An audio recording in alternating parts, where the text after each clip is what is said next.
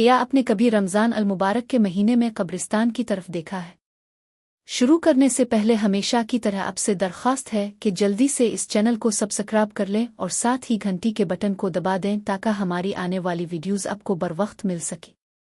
शुक्रिया। जब सारी दुनिया रहमतों नौरों और बरकतों से भर जाती है, जब घरों में रौनकें होती हैं, मस्जिदें आबाद होती हैं, बाजारों में चहल पहल होती है, लेकिन क्या आपने कभी सोचा कि इस वक्त कब्रिस्तानों में क्या होता है? जब आप इफ्तार की खुशी में डूबे होते हैं, जब आपके घर में कहकहे और खुशियां होती हैं, इस वक्त वो लोग क्या महसूस कर रहे होते हैं जो मिट्टी के नीचे लेटे हैं? क्या उन्हें रमज़ान का एहसास होता है? क्या उन पर इस बाबरकत महीने का कोई असर होता है? ये सवालात महज तजस्सुस नहीं हैं, ये सवालात हमारी ज़िंदगी से गहरा ताल्लुक़ रखते हैं, क्योंकि आज जो कब्रों में हैं वो कल हमारी तरह जिंदा थे, और जो आज जिंदा हैं वो एक दिन कब्रों में होंगे। आज हम कुरान और हदीस और उलमा किराम की तालीमात की रोशनी में उन सवालात के जवाबात ढूंढेंगे। पहले ये समझना ज़रूरी है कि कब्र दरअसल क्या है। हम इसे मिट्टी का ढेर समझते हैं, लेकिन इस्लामी तालीमात में कब्र एक आलम है, एक दुनिया है जिसे आलम बरज़ख कहा जाता है। बरज़ख अरबी ज़ुबान का लफ्ज़ है जिसका मानी है पर्दा दरमियानी चीज़। ये इस दुनिया और आखिरत के दरमियान की जगह है जहाँ इंसान मरने के बाद क़यामत तक रहता है। इस आलम में इंसान को होश है, एहसास है।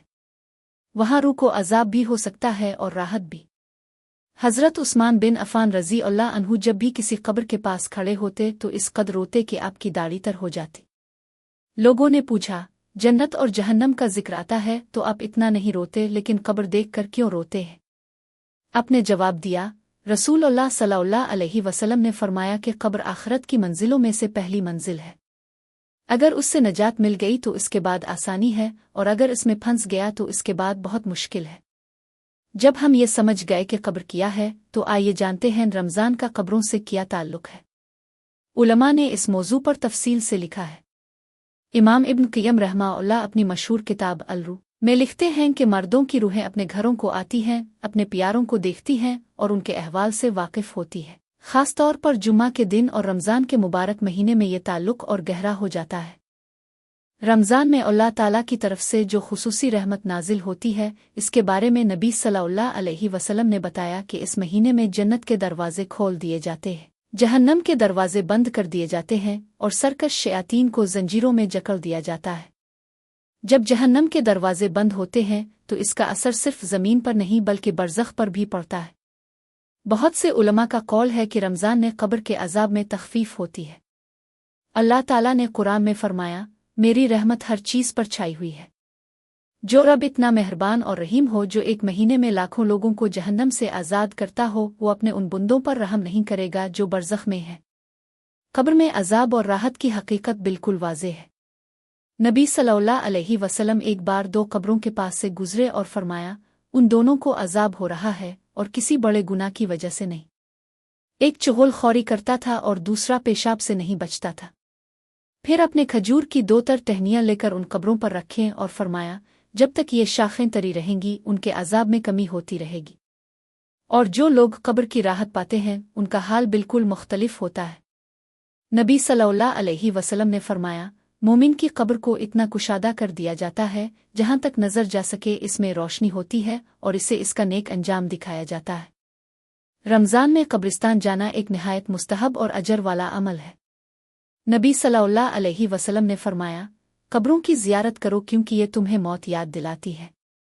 रमज़ान में जब हम अपने प्यारों की कब्र पर जाते हैं, उनके लिए दुआएं करते हैं, सूरत यासीन पढ़ते हैं, फातिहा पढ़ते हैं, तो ये उनके लिए एक रूहानी तोहफ़ा होता है। लेकिन यहाँ एक अहम सवाल है, क्या रोज़ेदार की दुआ कबूल होती है? ये बात बिल्कुल सच है और उसकी बुनियाद नबी सल्लल्लाहु अलैहि वसल्लम की हदीस पर है। आपने फरमाया, 3 आदमियों की दुआ रद्द नहीं होती, रोज़ेदार की दुआ, इफ्तार तक आदिल बादशाह की दुआ और मज़लूम की दुआ। इफ्तार का वक्त ख़ास तौर पर दुआ की कबूलियत का वक्त है, लेकिन अफसोस कि हम अक्सर इफ्तार के वक्त खाने की जल्दी में होते हैं और ये कीमती लम्हात ज़ाय कर देते हैं। अब इस मकाम पर आते हैं जो इस वीडियो का सबसे गहरा और सोचने पर मजबूर करने वाला हिस्सा है। शब कद्र में तकदीर कैसे लिखी जाती है?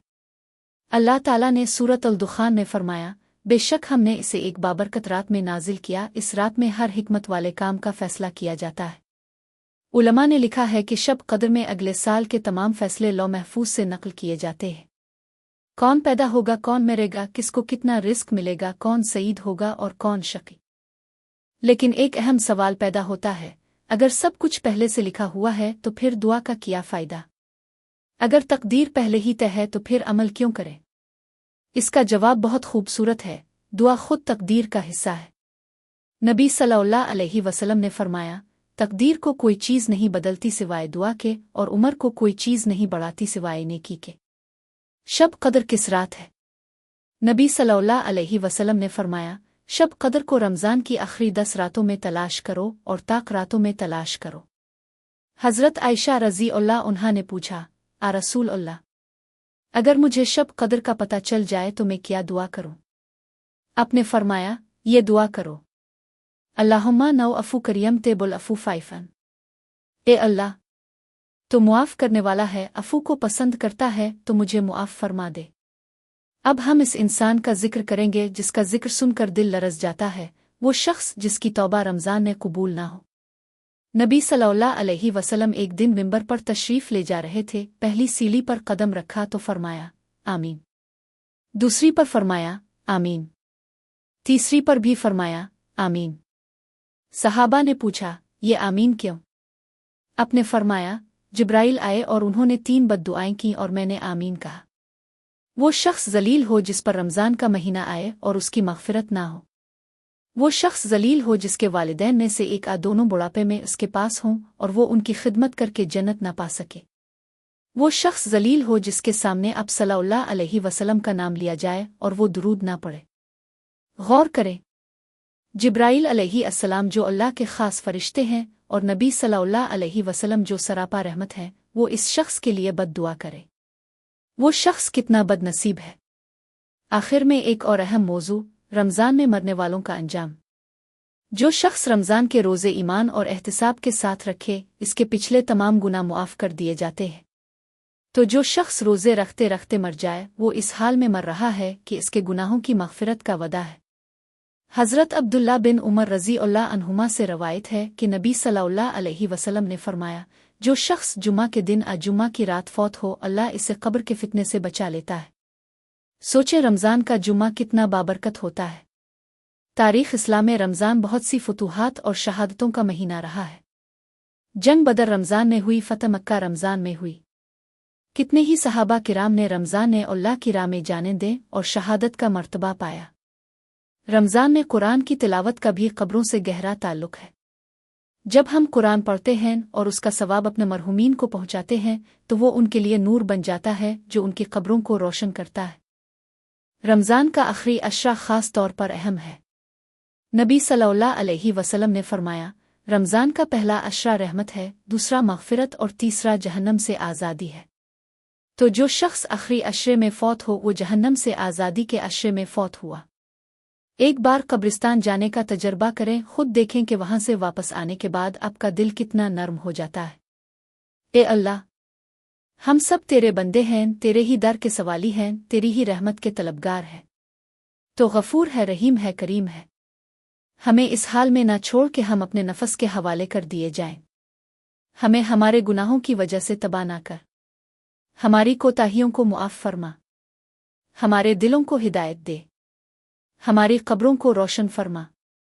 हमें वो रमज़ान नसीब हो जिसके बाद हम तेरी नज़र में मकबूल होकर इस दुनिया से रुखसत हों। आमीन या रब्बल आलमीन।